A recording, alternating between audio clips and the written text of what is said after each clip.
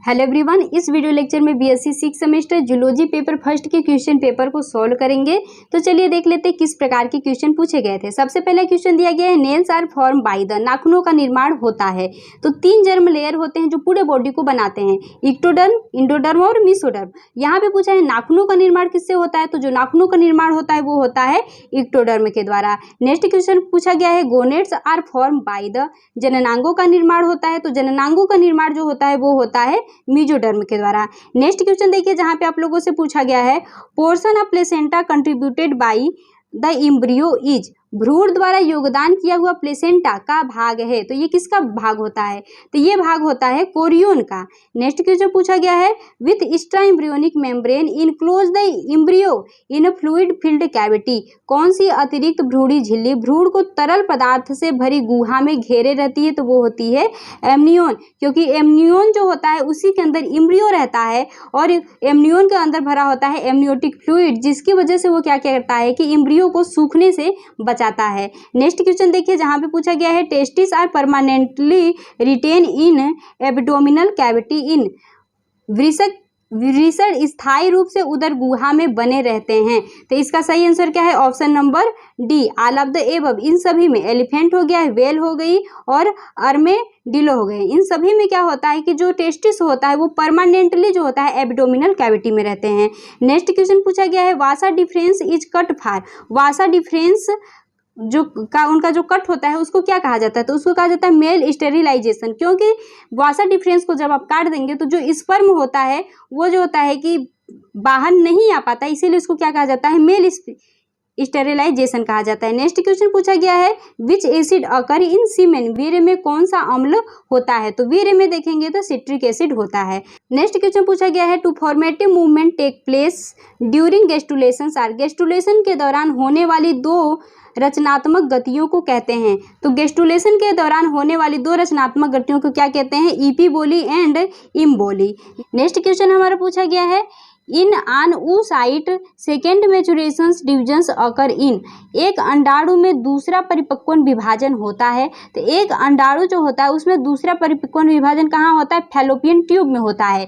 जब हमारा जो स्पर्म होता है वो जाकर के एग से मिलता है तब जाकर के क्या होता है कि दूसरा परिपक्वन विभाजन होता है। नेक्स्ट क्वेश्चन देखिए, पूछा गया है आप लोगों से, double uterus is present in, double uterus जो होता है किस में प्रेजेंट होता है, तो इसका ऑप्शन नंबर सी जो होता है वह सही है, मार्सुपियल में। नेक्स्ट क्वेश्चन है, if mouth develop from blastopore the organism is called, यदि मुख ब्लास्टोपोर से विकसित होता है तो जीव कहलाते हैं। इसका सही ऑप्शन है option number B, protostome. Next question देखिए, जहां पे पूछा गया है, reproduction in larva stage is called, जब लार्वा स्टेज में ही रिप्रोडक्शन होने लगता है तो उसको क्या कहा जाता है, पैडियोजेनेसिस कहा जाता है। नेक्स्ट क्वेश्चन है, I is developed from layer, आंख का विकास किस लेयर से होता है, तो जो आंखों का विकास होता है ये आप देखेंगे तो इक्टोडर्म और मेसोडर्म, इन दोनों जर्म लेयर से होता है। तो इसका ऑप्शन नंबर 4 जो होता है वो सही है। नेक्स्ट क्वेश्चन देखिए, जहां पे आप लोगों से पूछा गया है, the theory which explain the origin of life and base upon experiment, वह सिद्धांत जो जीवन की उत्पत्ति की व्याख्या करता है और प्रयोग पर आधारित है। तो इसका सही ऑप्शन क्या रहेगा, option number C, A, biogenesis theory. Next question पूछा गया है, the Galapagos island are associated with the name of, Galapagos द्वीप किसके नाम से जुड़ा हुआ है, तो गैलापागोस द्वीप जो होता है वो किस पे जुड़ा हुआ है, डार्विन के नाम से। नेक्स्ट क्वेश्चन आप लोगों से पूछा गया है, which of the following is connecting link between reptiles and bird, निम्नलिखित में से कौन सरीसृप और पक्षी के बीच एक संयोजक कड़ी है, तो ये क्या होता है, ये है आर्कियोप्टेरिक्स। नेक्स्ट क्वेश्चन देखिए, जहां पे पूछा गया है, in development history of mammalian heart it is observe that it pass through 2 chamber heart of fish and like 3 chamber of frog like and finally 4 chamber stage, to which hypothesis the above statement is approximated. स्तनधारी हृदय के विकासात्मक इतिहास में यह देखा गया है कि एक मछली के 2 कक्षीय हृदय, मेढक के 3 कक्षीय हृदय, अंततः 4 कक्षीय चरण से होकर गुजरता है। उपरोक्त कथन जो है किस परिकल्पना के अनुरूप है, तो इसका सही आंसर क्या है, इसका सही आंसर है option number A, biogenetic law के। In phylogeny of horse the earliest fossils from is, घोड़े के वंशानुक्रमित विकास में सर्वप्रथम अवशेष कौन सा है? तो इसका सही आंसर क्या है? इयोहिपस, क्योंकि सबसे पहले कौन सा हॉर्स आया था? सबसे पहले विकास हुआ था इयोहिपस का, जो कि डॉग लाइक था। ठीक है, तो जो सबसे पहले आया उसी का फोसिल तो हमें सबसे पहले प्राप्त होगा, तो इसका सही आंसर है इयोहिपस। नेक्स्ट क्वेश्चन पूछा गया है, which of the following is considered as the golden age reptile, निम्नलिखित में से किसे सरीसृप का स्वर्ण युग माना जाता है? तो इसका सही आंसर है option number B, Mesozoic. Next question पूछा गया है, wings of pigeon, bats, mosquito exhibit the phenomena call, कबूतर के पंख, चमगादड़ के पंख और मच्छरों के पंख किस घटना को प्रदर्शित करते हैं? तो इसका सही आंसर है ऑप्शन नंबर ए, कन्वर्जेंट इवोल्यूशन। नेक्स्ट क्वेश्चन पूछा गया है, adaptive similarities in different animals living in the same habitat is called, एक ही आवास में रहने वाले विभिन्न प्राणियों में अनुकूली समानताएं कहलाती हैं। तो इसका सही आंसर है option number C, adaptive radiation. Next question देखिए, जहां पे पूछा गया है, among the following structure which is not a vestigial organ, निम्नलिखित संरचना में कौन सा अवशेषी अंग नहीं है? तो यहाँ पर देखेंगे जो नेल्स होते हैं ये क्या है? अवशेषी अंग नहीं। क्वेश्चन पूछा गया है, the earliest fossils found in the geological record are, तो जियोलॉजिकल रिकॉर्ड में पाए गए सबसे पुराने जीवाश्म है, तो इसका सही ऑप्शन है आप लोग का option number B, bacteria. Next question है, a sudden major climate change would most likely initially result in, अचानक बड़े जलवायु परिवर्तन के शुरू में सबसे अधिक संभावित परिणाम होंगे। तो इसका सही आंसर है option number B, a rapid increase in extinction rate. Next question पूछा गया है, an alternation in the arrangement of nucleotide in a chromosomes possibly resulting in either a structural और physiological change in the organism is called, एक गुणसूत्र में nucleotide की व्यवस्था में एक परिवर्तन होने के परिणाम स्वरूप संभवतः कोई भी हो सकता है, जीव में संरचनात्मक व शारीरिक परिवर्तन को कहा जाता है। तो इसका सही आंसर है ऑप्शन नंबर ए, जेनेटिक ड्रिफ्ट कहा जाता है। नेक्स्ट क्वेश्चन पूछा गया है, who has given the theory of inheritance of acquired characters, उपार्जित लक्षणों की वंशानुगति का सिद्धांत दिया था? तो आप लोग को पता होगा कि इसको किसने दिया था? लैमार्क ने दिया था। यूज एंड डिसयूज के बारे में भी लैमार्क ने ही बताया था, और इनहेरिटेंस ऑफ एक्वायर्ड कैरेक्टर्स के बारे में भी लैमार्क ने ही बताया था। नेक्स्ट क्वेश्चन पूछा गया है, the book origin of species of Darwin published, origin of species जिसको कि डार्विन ने लिखा था, तो इसको इन्होंने पब्लिश कब किया था? ये आप लोगों से पूछा गया था। इसका सही ऑप्शन है ऑप्शन नंबर बी, 1859 में। नेक्स्ट क्वेश्चन देखिए, जहां पे पूछा गया है, which one of the following is not a part of Darwin theory of natural selection, निम्नलिखित में से कौन डार्विन के प्राकृतिक चयन सिद्धांत का हिस्सा नहीं है? तो इसका सही ऑप्शन है यूज एंड डिसयूज के बारे में, क्योंकि ये लैमार्क ने अपने जो है यूज एंड डिसयूज जो होता है लैमार्क ने अपने लैमार्किज्म थ्योरी के अंतर्गत बताया है।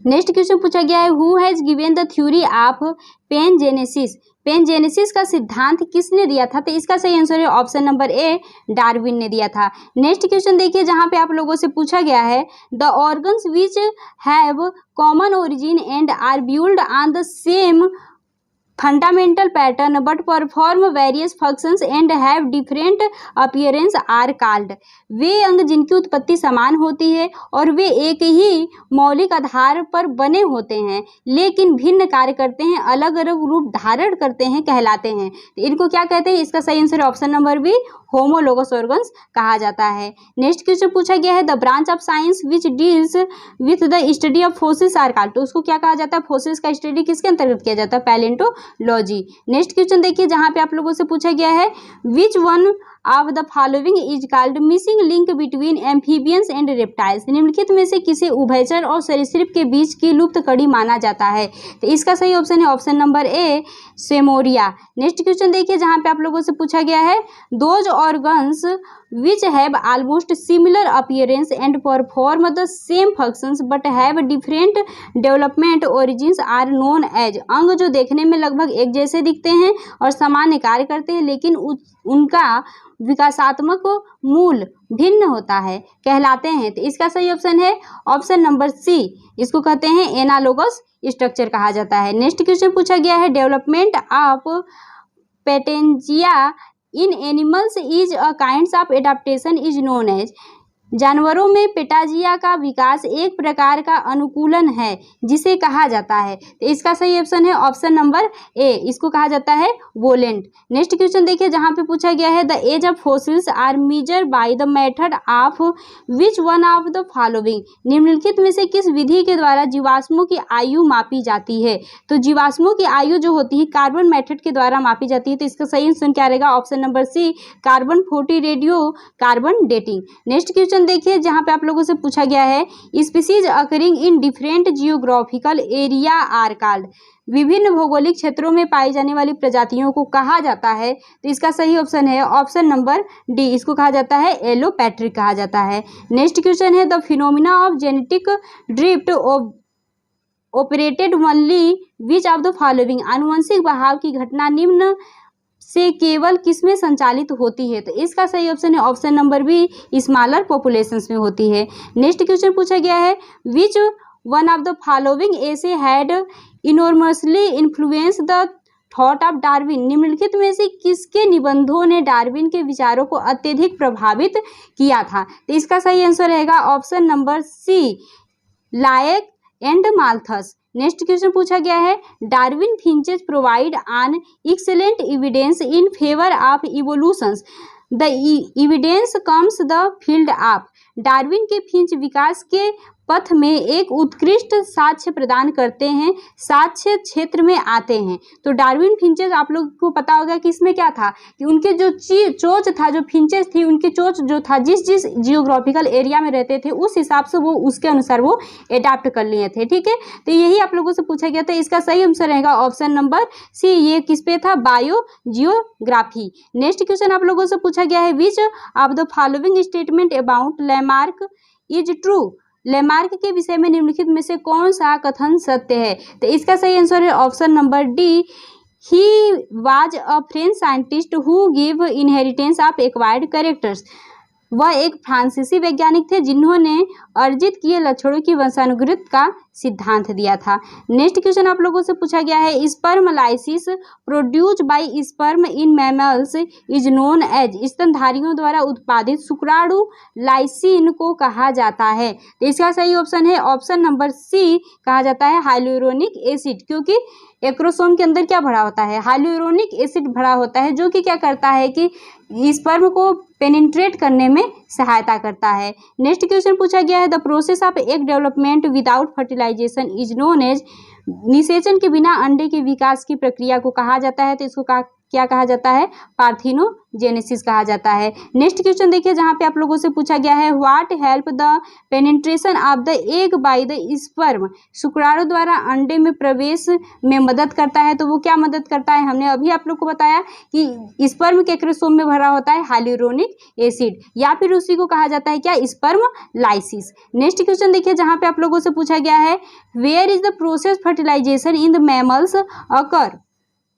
स्तनधारियों में निषेचन की प्रक्रिया कहाँ होती है। तो स्तनधारियों में जो निषेचन की प्रक्रिया होती है वो ओविडक्ट में होती है। नेक्स्ट क्वेश्चन पूछा गया है external fertilization occurs in which of the following, बाह्य निषेचन निम्नलिखित में से किस में होता है। तो बाह्य निषेचन जो होता है एम्फीबियंस में देखने को मिलता है। नेक्स्ट क्वेश्चन है फ्रॉम क्लीवेज और solid ball of cells form is known as, विदलन के द्वारा कोशिका की बनी ठोस गेंद को कहा जाता है। तो उसको क्या कहा जाता है, उसको कहा जाता है मोरुला कहा जाता है। और ये कितना होता है 8 से 16 जब ब्लास्टोमियर हो जाते हैं और ये सॉलिड बाल लाइक होते हैं तो उसी को क्या कहते हैं, मोरुला कहते हैं। नेक्स्ट क्वेश्चन पूछा गया है the formations of spermatids and its differentiation into spermatozoa is known as, शुक्राणुओं का निर्माण और उनका शुक्राणुओं में विभेदन क्या कहलाता है। तो शुक्राणुओं का निर्माण तथा उनका शुक्राणुओं में जो विभेदन होता है उसको कहा जाता है स्पर्मेटोजेनेसिस कहा जाता है। नेक्स्ट क्वेश्चन देखिए जहाँ पे आप लोगों से पूछा गया है a membrane helping in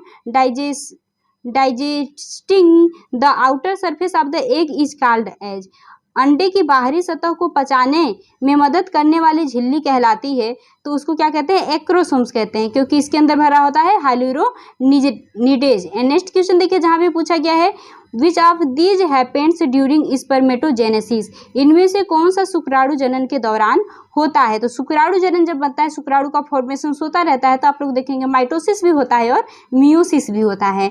next question आप लोगों से पूछा गया है, the phase of maturation involve in spermatogenesis are, शुक्राणु जनन में शामिल परिपक्वता के चरण हैं। तो शुक्राणु जनन में शामिल परिपक्वता के कौन कौन चरण होते हैं। Formation of spermatid from primary spermatocyte, primary spermatocyte से शुक्राणुओं का निर्माण। नेक्स्ट क्वेश्चन देखिए, जहां पे पूछा गया है the spermatogenesis the number of spermatozoa generate by a single spermatocyte is, शुक्राणु जनन में एक शुक्राणु कोशिका द्वारा उत्पन्न शुक्राणुओं की संख्या होती है। तो शुक्राणु जनन में एक शुक्राणु कोशिका से जो है 4 शुक्राणु जो होते हैं, 4 स्पर्म वो बनते हैं।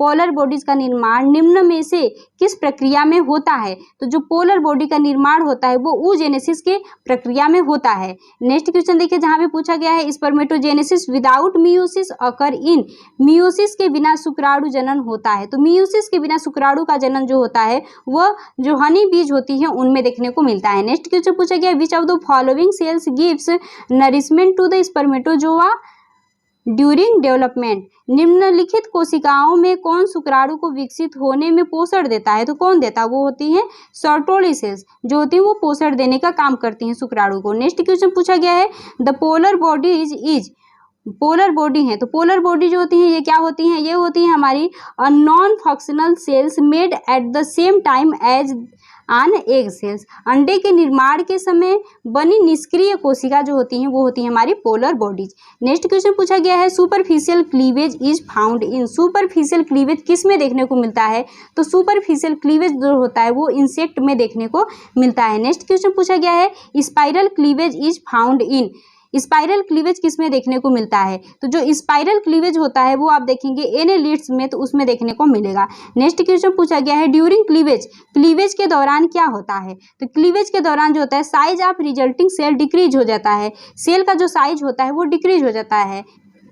नेक्स्ट क्वेश्चन पूछा गया है, cleavage on the surface of the yolk of the chick egg is partial because cleavage furrow can not cut through, this is called, मुर्गी के अंडे की सतह पर क्लीवेज आंशिक होती है क्योंकि दरार योक की पूर्णतया नहीं करती है, इसे कहते हैं। तो इसको क्या कहते हैं, तो इसका सही ऑप्शन है ऑप्शन नंबर ए, इसको कहते हैं मीरोब्लास्टिक। नेक्स्ट क्वेश्चन पूछा गया है, ovulation occurs under the influence of, ovulation किसके प्रभाव से होता है। तो वो होता है ल्यूटेनाइजिंग हार्मोन्स के प्रभाव से। नेक्स्ट क्वेश्चन है, sperm of animals species A can not fertilize ovum species B because, इसका सही आंसर है option number C, anti fertilizins of A and fertilizins of B are not compatible, A के anti fertilizin और B के fertilizin अनुकूल नहीं है। तो यदि आप लोग को वीडियो अच्छा लगा होगा तो वीडियो को लाइक और चैनल को सब्सक्राइब कर दीजिएगा।